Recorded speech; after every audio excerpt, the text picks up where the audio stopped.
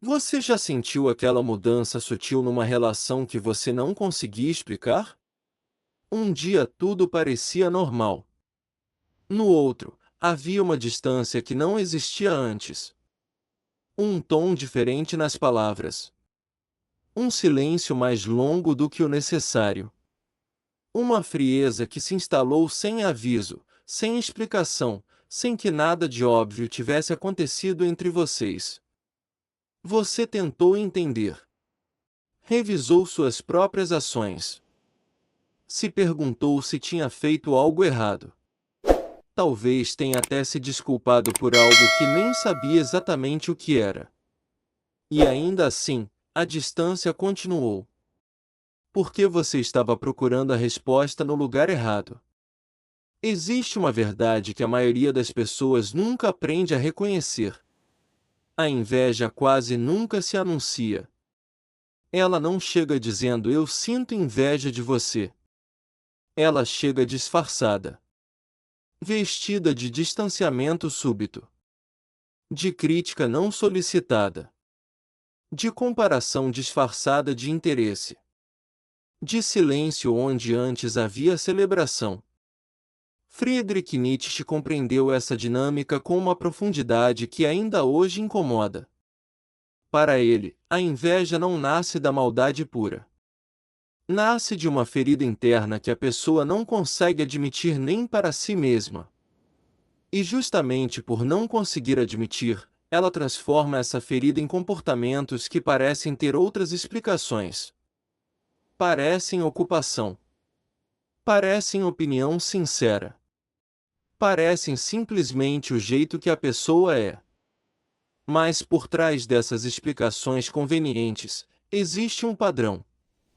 E quando você aprende a reconhecer esse padrão, algo muda completamente na forma como você interpreta as relações ao seu redor. Neste vídeo, você vai descobrir 7 comportamentos que revelam quando alguém sente inveja de você em silêncio. Comportamentos que a maioria das pessoas confunde com outras coisas. Que justificam, que racionalizam, que deixam passar sem questionar. Fique até o final. Porque o 7º comportamento é o mais difícil de aceitar. E também o mais libertador quando você finalmente entende.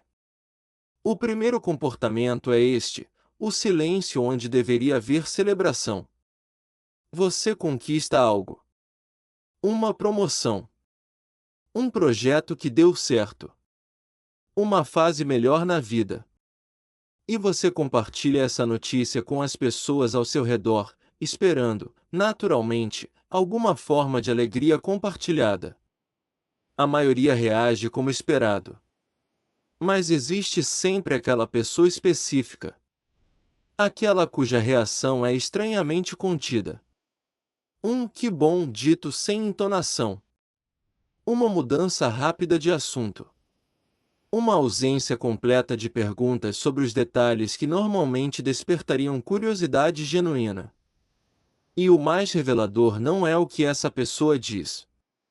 É o contraste entre essa reação e a energia que ela demonstra em outros momentos da vida dela mesma. Quando ela tem uma conquista, mesmo pequena, ela quer contar para todo mundo, quer detalhes, quer reconhecimento.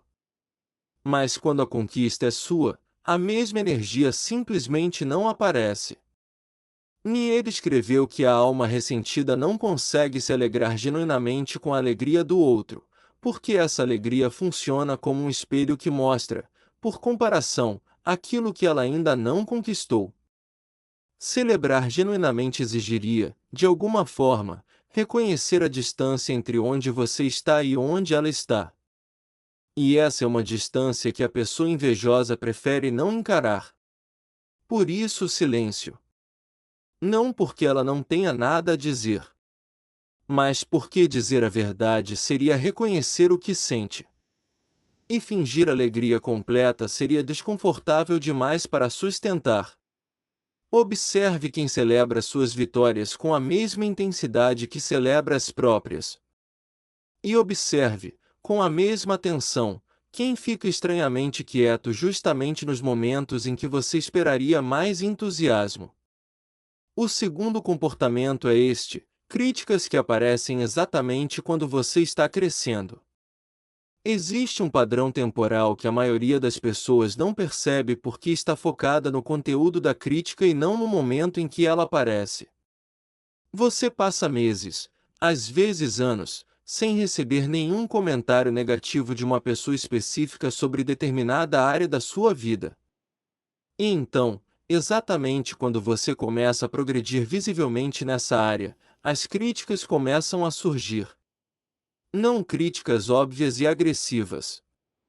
Críticas sutis, disfarçadas de preocupação, de conselho bem-intencionado, de observação aparentemente neutra. Você está mais magro? De repente surge um comentário sobre como dietas restritivas fazem mal à saúde. Você está ganhando mais dinheiro? De repente surge uma observação sobre como o dinheiro não traz felicidade. Você está mais confiante? De repente surge um comentário sobre como confiança demais pode parecer arrogância. O conteúdo de cada crítica, isoladamente, pode até ter uma base legítima. Mas o timing é o que revela a intenção real. Por que essa preocupação nunca apareceu antes? Por que ela surge exatamente quando algo positivo está se desenvolvendo na sua vida? Nieto observou que pessoas que sentem inveja desenvolvem um radar extremamente sensível para qualquer sinal de progresso alheio. E que esse radar dispara não como cuidado genuíno, mas como um mecanismo de defesa que busca, instintivamente, diminuir o que ameaça a própria autoimagem. A crítica bem-intencionada existe independentemente do seu sucesso. A crítica disfarçada de inveja existe especificamente por causa dele. Aprenda a notar o timing. Porque o timing, mais do que o conteúdo, revela a verdadeira motivação por trás de cada comentário. O terceiro comportamento é este: eles minimizam suas conquistas comparando com algo maior. Esse comportamento é particularmente sofisticado porque consegue parecer, na superfície, como humildade ou perspectiva.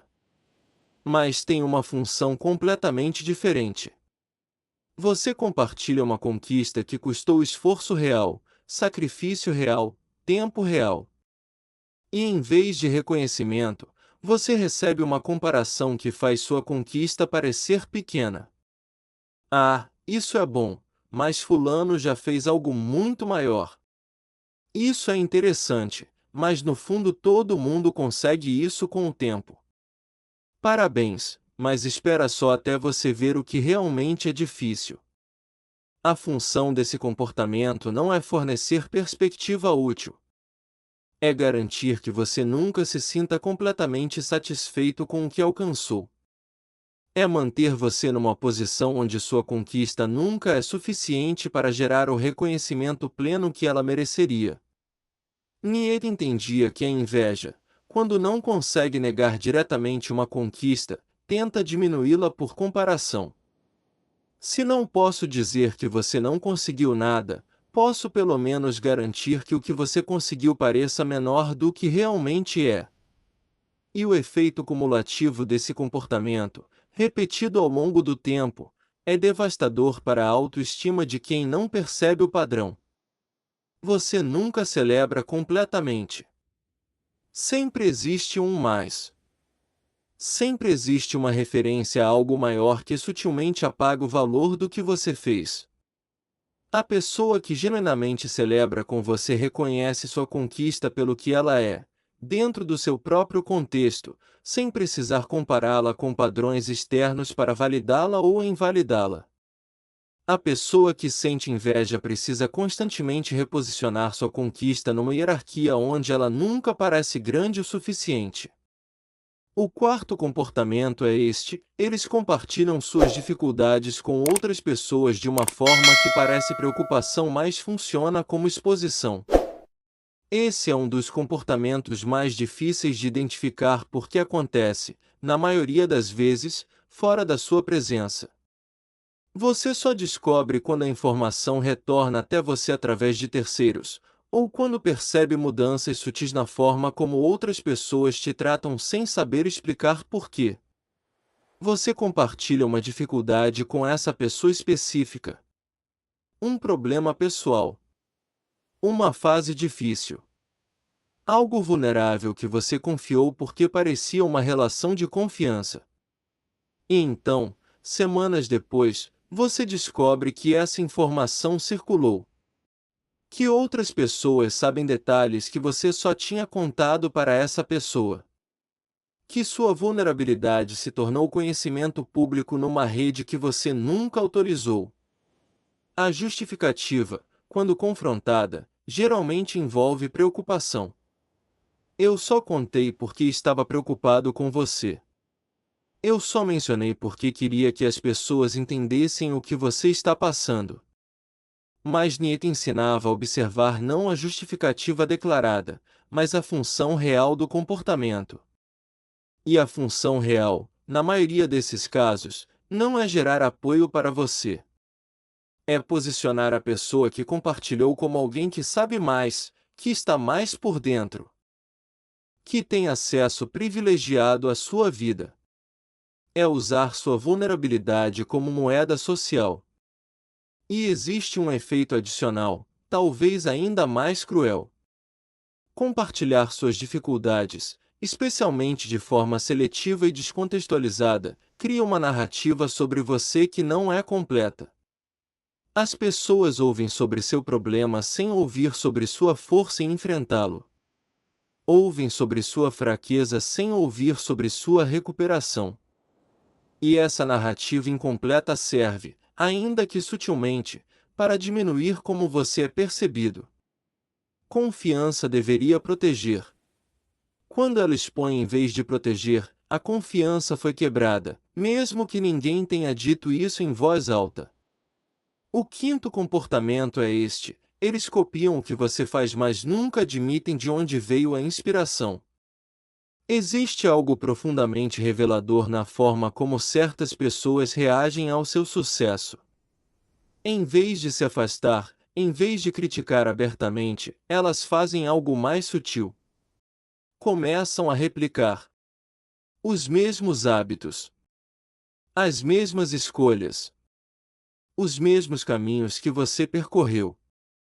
Isso, por si só, não é necessariamente um sinal negativo.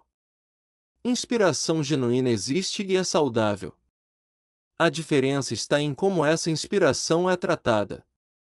A pessoa que se inspira genuinamente reconhece a fonte. Diz abertamente que viu você fazer algo e que isso a motivou a tentar também.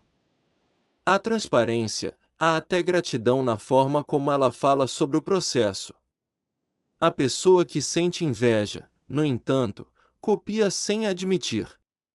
Adota os mesmos hábitos que você tem, mas se você perguntar de onde veio a ideia, a resposta nunca menciona você. Ela sempre encontra uma origem diferente.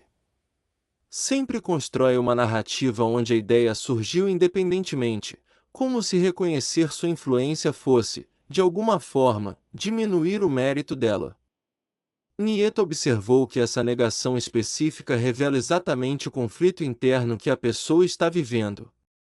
Ela admira o suficiente para copiar, mas não admira o suficiente, ou melhor, não consegue admitir a admiração, porque admitir significaria reconhecer que você chegou primeiro a algo que ela também queria.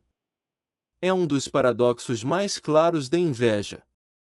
A pessoa quer o que você tem o suficiente para imitar seu caminho, mas não consegue suportar a ideia de dever esse caminho a você. Observe quem copia em silêncio e nega a fonte. Esse padrão específico, mais do que qualquer outro, revela um conflito não resolvido entre admiração e ressentimento. O sexto comportamento é este: eles ficam estranhamente aliviados quando algo dá errado para você. Esse comportamento é talvez o mais doloroso de reconhecer, porque geralmente vem de pessoas que você nunca esperaria que sentissem isso. Familiares próximos. Amigos de longa data. Pessoas que, na superfície, sempre pareceram estar do seu lado. Você passa por uma dificuldade. Um projeto que não deu certo. Uma fase difícil. Um retrocesso depois de um período de avanço. E em vez de apoio genuíno, você percebe algo que não consegue nomear imediatamente, mas que está claramente presente. Um alívio. Quase imperceptível, mas real. Talvez seja na forma como a pessoa pergunta sobre o que aconteceu, com um interesse que parece mais curioso do que compassivo. Talvez seja na rapidez incômoda com que ela passa de "que pena" para detalhes específicos sobre o que deu errado. Talvez seja simplesmente uma energia diferente, mais leve, mais confortável, que você sente nessa pessoa especificamente durante esse período difícil. Nietzsche chamava isso de a satisfação secreta dos fracos diante da queda dos fortes. Não porque a pessoa seja má no sentido absoluto, mas porque sua dificuldade, momentaneamente, equilibra uma balança que estava desconfortável para ela. Enquanto você avançava, ela sentia, mesmo sem admitir, uma distância crescente entre vocês. Quando você tropeça, essa distância diminui. E essa diminuição traz alívio, mesmo que disfarçado de preocupação. Esse é talvez o sinal mais claro de todos, porque revela algo que nenhuma palavra consegue esconder completamente. A energia que alguém carrega durante a sua dificuldade diz muito mais sobre o que ela sente por você do que qualquer coisa que ela diga durante a sua vitória. E chegamos ao sétimo comportamento. O mais difícil de aceitar. O sétimo comportamento é este. Eles fazem você se sentir culpado por ser quem você é. Esse é o comportamento final, e talvez o mais sutil e prolongado de todos. Por que não acontece num momento específico? Acontece ao longo do tempo, numa erosão lenta da sua autoestima que você só percebe quando já causou dano significativo. A pessoa que sente inveja em silêncio, ao longo de meses ou anos de convivência, vai gradualmente plantando pequenas sementes de culpa em você. Você fica culpado por ter sucesso enquanto outros não têm. Culpado por estar feliz quando alguém ao seu redor está numa fase difícil. Culpado por falar sobre suas conquistas, porque isso pode parecer arrogância. Culpado por simplesmente ser quem você é, com seus talentos, suas conquistas, sua energia. E você começa a se encolher. A diminuir suas próprias conquistas antes mesmo de compartilhá-las. A pedir desculpas por coisas que não deveriam exigir desculpa.